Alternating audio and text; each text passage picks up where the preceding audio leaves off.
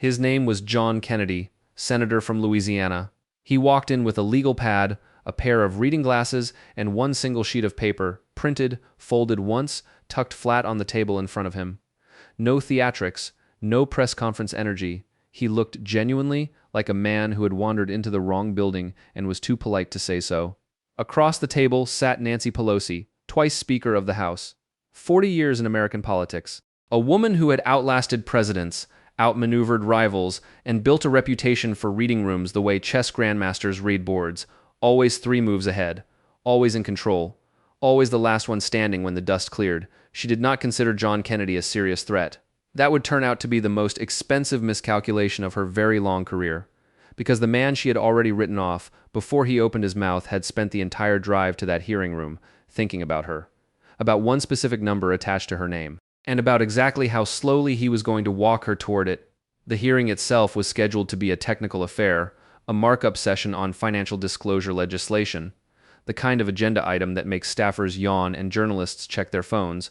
But the word had gotten out that Kennedy intended to question Pelosi directly, and in Washington, the rumor of a confrontation is better than a confirmed invitation. The room was standing room only by the time the chairman called the session to order.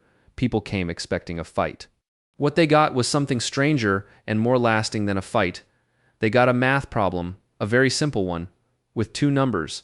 And the 2 numbers refused on camera in public in front of the entire country to coexist peacefully on the same page. Pelosi arrived precisely as her reputation required, unhurried, impeccably put together, carrying the specific kind of calm that comes not from peace of mind, but from 40 years of never needing to rush, because rooms rearrange themselves around you. Her opening statement was already written in her posture before she spoke a single word. When the chairman gave her the floor, she settled into it the way a river settles into its banks, effortlessly, inevitably, as though the space had been shaped in advance to receive her. She began with an observation about envy, not personal envy, political envy. The kind she said had infected a corner of American discourse with a simple and destructive story, that anyone who had built something must have stolen something. That success was a confession. That the path to lifting up working people ran directly through tearing down anyone who had ever thrived. Her voice was measured, careful, warmed at the edges. The voice of someone who has learned that the most devastating things land softer when delivered gently. She let her gaze drift, just briefly, just enough, toward the senator with the legal pad and the folded piece of paper. And then she said it. The sentence that changed the temperature of the room. She said that some people understand how capital markets function, and some people perform a kind of folksy, down-home wisdom for audiences who find the reality of modern finance a little too complex for comfort. She said a regional accent is not a substitute for actual knowledge. She said she had compassion for the people who were drawn to simpler explanations. She said she understood why a man who struggled with his grocery bill might find a straightforward villain more satisfying than the complicated truth. She meant every word of it. She believed it had landed exactly the way she intended. It had landed.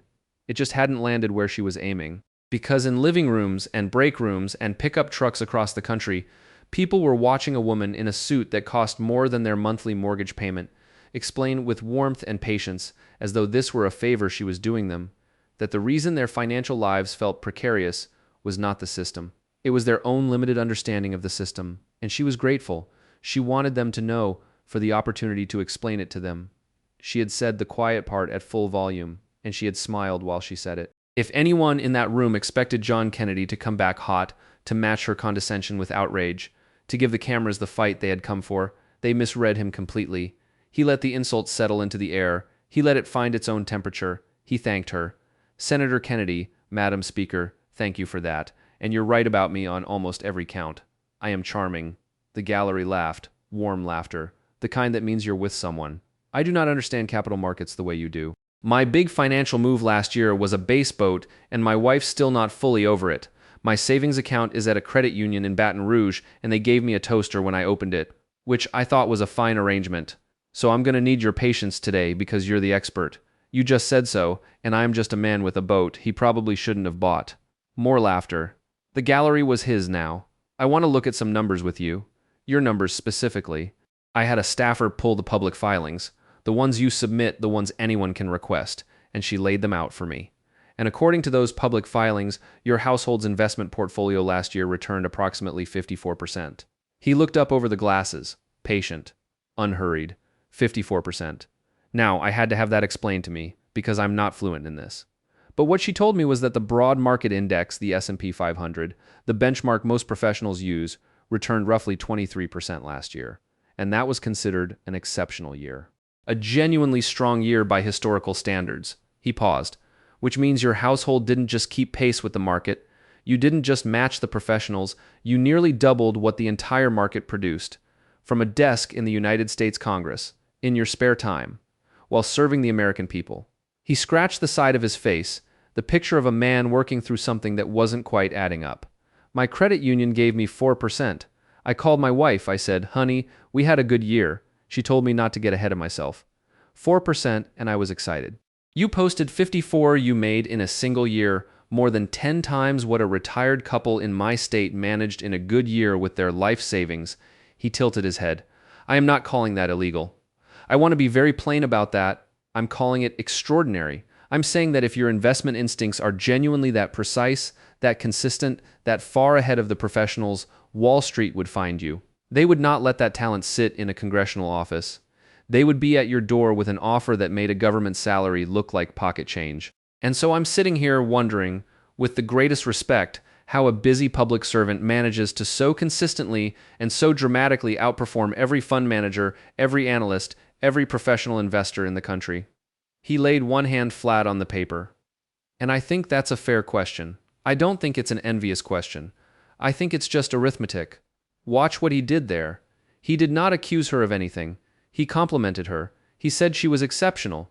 He said she was talented. He said Wall Street would want her. Every single word was technically admiring, and every single word was a door closing, because the people watching at home were doing the same arithmetic he was describing. 4% for a retired teacher in Baton Rouge. 54% for the woman who ran the House of Representatives. Same year, same market, same country. Different game. Pelosi responded with the composure of someone who has been doing this for 4 decades. Her husband managed their investments, she said. He was a professional, a man of long experience in venture capital. She had always fully disclosed every transaction. There was nothing improper in a private citizen or a private citizen's spouse making sound financial decisions. Kennedy nodded along as though this were deeply helpful. No, ma'am, I hear you, and I believe you. I believe your husband is talented. I believe every disclosure was filed on time and in full. I'm not here to question the paperwork. He unfolded the sheet of paper and smoothed it flat on the table. What I've got up here at the top of this page are your words. From a speech you delivered, a good speech, I read the whole thing, where you said, and I'm quoting directly, that a strong middle class is the foundation of our national prosperity and that genuine tax reform must ensure that all Americans contribute their fair share. He set the page so the words were visible. Fair share, that's yours, and down here at the bottom is your number, 54. He looked at her, he looked at the room. Those two things are on the same page because they belong to the same person in the same year. And I've been staring at them all morning, trying to get them to make sense together, and they won't do it. The words about fairness and the number that doubled the market sit right next to each other, and they won't shake hands. I can't make them reconcile, and I'm hoping you can help me, because you're the one who produced both of them. The hearing room did not explode. It got quieter. That particular kind of quiet, that doesn't mean people have nothing to say. It means people are thinking, which is more serious. In the back of the gallery, a man in a weathered cap pressed his knuckles against his mouth. A woman who had arrived skeptical, arms folded, the particular posture of someone who had decided politicians were all the same regardless of party. She was nodding, not enthusiastically, slowly, the way people nod when something confirms what they already knew but couldn't quite articulate. That was the power of the two numbers. They didn't require political allegiance to understand. They didn't require financial expertise. They required exactly the math that every person in that gallery had learned before they turned 12. One number was big, the other was small. The big number belonged to the person who gave the fairness speeches. The small number belonged to everyone listening to the speeches. You didn't need a party to read a page. Pelosi gathered herself. She had been in harder rooms than this. She had held positions under more pressure than this. She drew on the full authority of 40 years and delivered the counterstrike she had used 100 times because it had worked 100 times. She said she would not sit in this chamber and watch a successful woman be reduced to a punchline by a man with a grin and a regional accent. She said she had spent her career being underestimated by exactly this kind of performance. She said the suggestion, however implied, however dressed up in folksy confusion, that she had acted improperly was offensive, was predictable. Was the oldest playbook in American politics applied to any woman who dared to accumulate anything. It was a skilled move. The room's energy shifted, reporters' pens moved. The trained reflex activated, the one that says you back away from this particular accusation, that you let the temperature drop, that you reassess before you proceed. It held for about 15 seconds. Then Kennedy spoke again, and the gentleness in his voice had not moved an inch, but something underneath it had changed, something that sounded like a floor.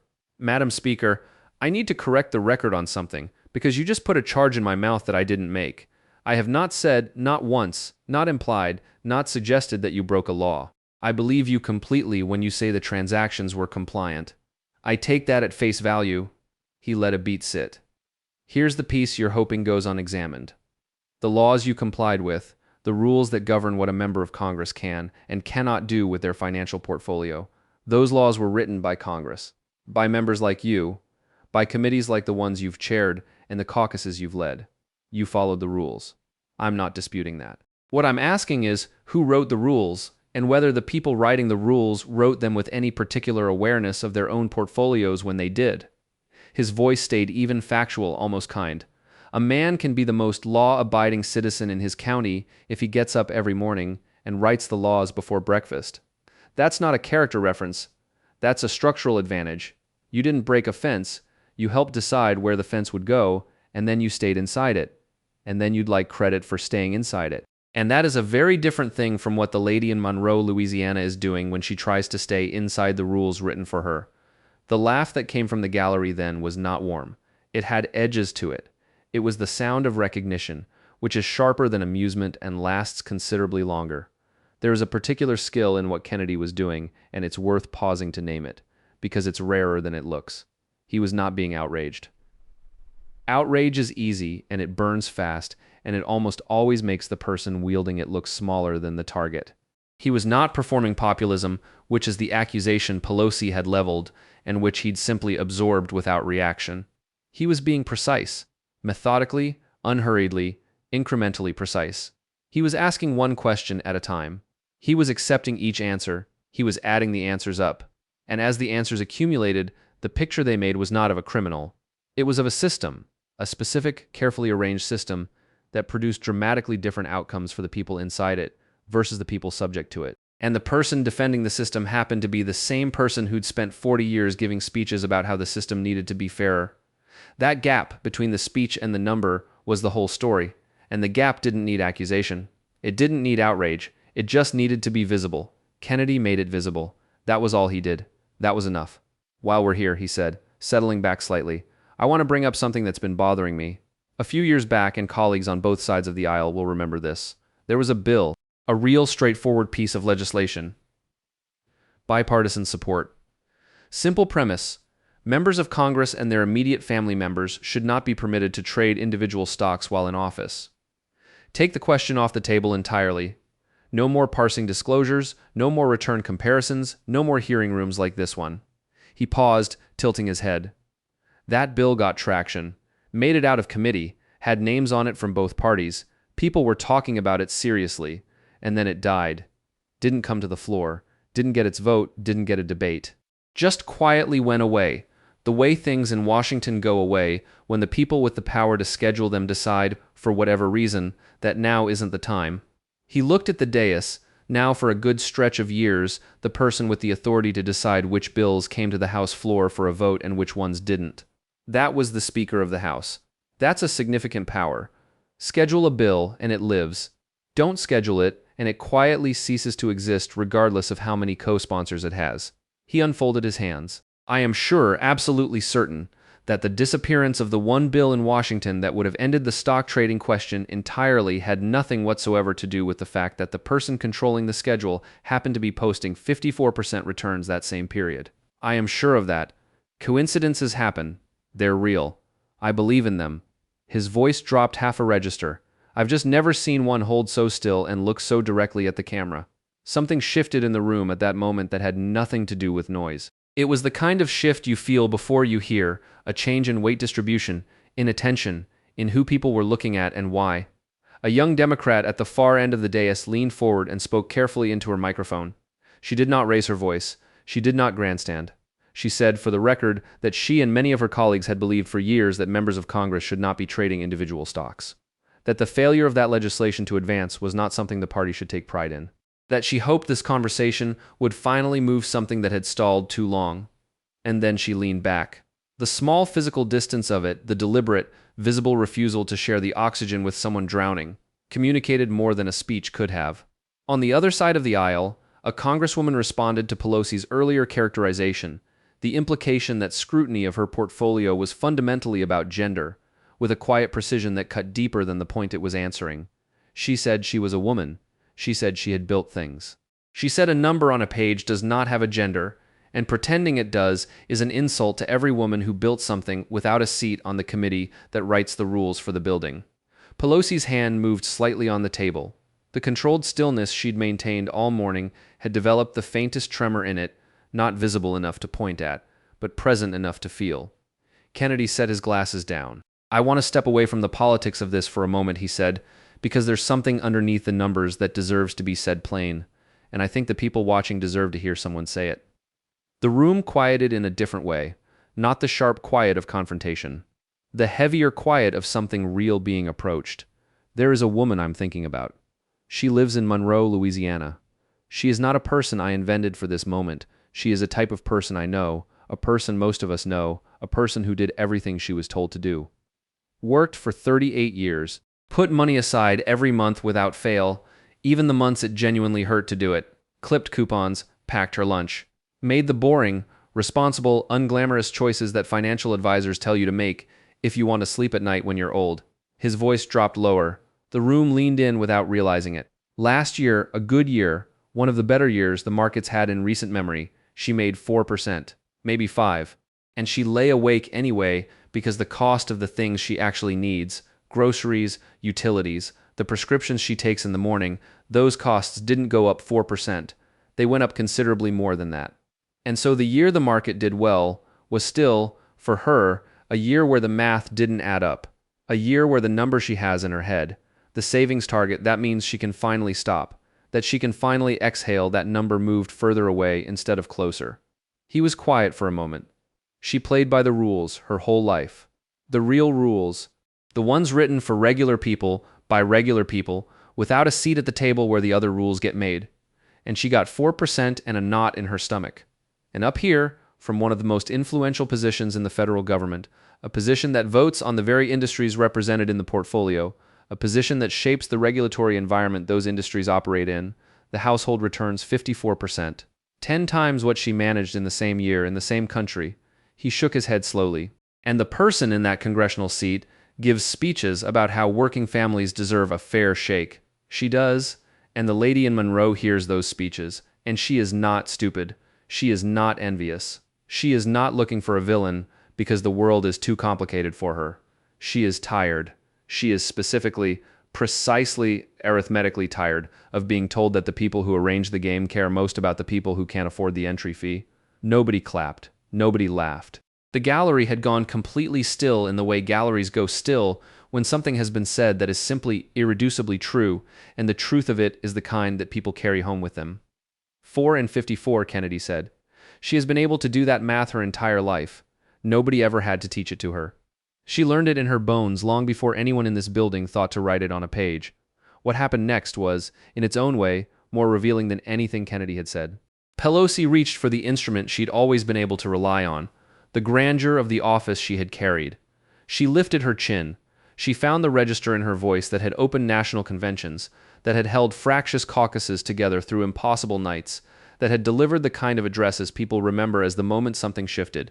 She began to speak about service, about sacrifice, about the long arc of her career, and what it had cost and what she had given. About the distinction between people who perform concern for working families and people who have actually spent their lives fighting for them. She was not wrong about her record. That's the complicated part. She had done real things. She had fought real fights. None of that was invented. But the room didn't rise to meet her. The reporters had put down their pens. Her own colleagues had found the table in front of them suddenly fascinating. The cadence that had carried 1,000 rooms, the rhythmic authority of a woman who had always known that language, used precisely, could move people where argument couldn't, was moving no one. The music was playing, the room wasn't dancing. And she kept going. Because stopping here now, in front of the cameras and the gallery and the colleagues, who were very carefully not looking at her, stopping would mean acknowledging that the instrument had failed, and that underneath the instrument there was only the number on the page. Kennedy didn't interrupt her. He sat with his hands folded and let her go all the way to the end of it, which was, in its quiet way, the most devastating thing he did all morning. Because when she finished, and the room gave her nothing back, the silence was not neutral. It was the sound of a verdict being rendered without a word being spoken. He reached forward and pushed the sheet of paper gently across the table toward her. The words at the top, the number at the bottom, the distance between them unchanged. "You've been in public service a long time, Madam Speaker," he said. 40 years, nobody can diminish that. A pause. "It's just that somewhere along the way, the public started serving back. 11 words. The kind that don't need company." She reached for her watch. It was automatic. An old gesture, the habit of a person who has spent 40 years in rooms where her composure was the most important thing in the room. Turn the band a quarter inch. Ground yourself. Remind yourself that you have been in harder rooms than this, and walked out of all of them. And then she noticed where the room was looking. Every camera, every eye in the gallery, the reporter in the third row, the colleague at the far end of the dais. All of them had followed her hand to her wrist, to the watch sitting there, small and bright and expensive, and exactly the kind of object that the last 90 minutes had been circling. Very slowly, deliberately, she pulled the cuff of her jacket down over it. She folded both hands in her lap. She said nothing more. The covering of the watch was louder than anything she could have said, because silence can be composure. But hiding something, reaching up, and pulling your sleeve over the thing you suddenly don't want people to see, that's not composure. That's acknowledgement. The chairman asked, quietly, if the gentlewoman wished to respond. The gentlewoman did not wish to respond. By the time the hearing adjourned, the clip was already everywhere. Not the full 90 minutes. 90 seconds. Kennedy reading the words from the top of the page in his slow, deliberate drawl, tapping the number at the bottom and the 11 words at the end. The internet had named it before the room had finished clearing. The name was about the two numbers. The evening broadcasts led with the page itself. They added no commentary. They didn't need to. The paper did the work. By the following morning, the young Democrat who had refused to throw a rope had given interviews reiterating her support for a full congressional stock trading ban. The clip of her saying it traveled further than the legislation ever had. Whether it would survive long enough to become law, whether it would find its way to a floor vote, or quietly cease to exist in a back room where these things go to stop mattering, was a question nobody could answer. Back rooms are patient. They have outlasted better intentions than hers. But something had happened that morning that doesn't unhappen. A room full of people, and behind them, a country full of people watching from their phones and their kitchen tables and the cabs of their trucks, had been shown two things that belonged to the same person in the same year, and the two things had refused to fit together. And once people have seen something, you cannot schedule the unseeing of it. A Democratic strategist caught in a corridor and speaking without attribution said it as plainly as it could be said. Everybody in Washington knew the trading issue would surface eventually. He said, when the right person asked in the right room. Americans do not begrudge success. They never have. What they cannot absorb, what the whole political architecture of the past several decades has been designed to help them absorb without registering, is a person who gives the fairness speech and posts the 54% in the same year, and then has both things read back to them out loud, in public, by a man with a credit union and a base boat. You can't spin arithmetic, he said. You can't clarify a number. It just sits there on the page next to the speech, and it's true, and every person in America can read both at once, and that's the whole game. Here's the part that doesn't resolve cleanly, because nothing real resolves cleanly. By the next morning, the services that track congressional trades, the apps and trackers that let ordinary investors mirror the portfolios of members of Congress, had their largest single-day surge in signups since they launched. The people who had watched the clip and laughed had gone looking for the login page. Because 4% is 4%. And 54 is 54. Kennedy had meant to illustrate a gulf. He had illustrated it perfectly, and then a significant portion of the audience had looked at the gulf, understood exactly what it meant, and tried to jump to the other side. That is not a failure of his argument. It's a confirmation of it.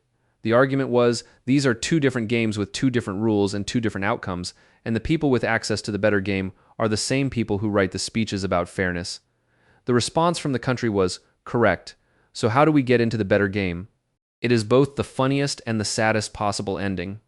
A senator from Louisiana drove to a hearing with one sheet of paper, put two numbers on a table, said 11 words, and walked out with the lightest thing in the building, one folded page, words on the outside, number tucked in the crease. He had what he came for. The country laughed. The country nodded. The country downloaded the tracker, because 4% is 4%, and the game where you make 54 is still the only game that pays. The heaviest things rarely weigh anything at all, a single sheet of paper. Two numbers, 11 words, that was the whole of it. That was enough to make the most powerful woman in the history of the House of Representatives reach up and cover her own watch, so the cameras couldn't see it. And when you've reduced someone to hiding something they've never once thought to hide in 40 years of public life, when the instinct to conceal arrives before the decision to conceal, then you've told the truth in a room that was very carefully constructed never to hear it. She would survive, of course. People like her always survive. The machinery of survival is the thing they build most expertly and earliest, but something had moved in that room that would not move back. The numbers had been read aloud in public by a man with no reason to dress them up, and they had meant exactly what they looked like they meant, and the country had understood, and understanding is the one thing the back rooms cannot schedule away. He walked out past the cameras, past the reporters calling his name, past the silent chair where she sat looking at the cuff of her own sleeve. He did not stop. He did not comment. He did not give the press the quote they were waiting for. He had said everything he had to say to the only audience that mattered. The man with the base boat and the credit union and the one piece of paper had done what he came to do. The heaviest things in this world don't weigh anything at all. They just sit there on the page, perfectly still, and wait for the right person to read them out loud.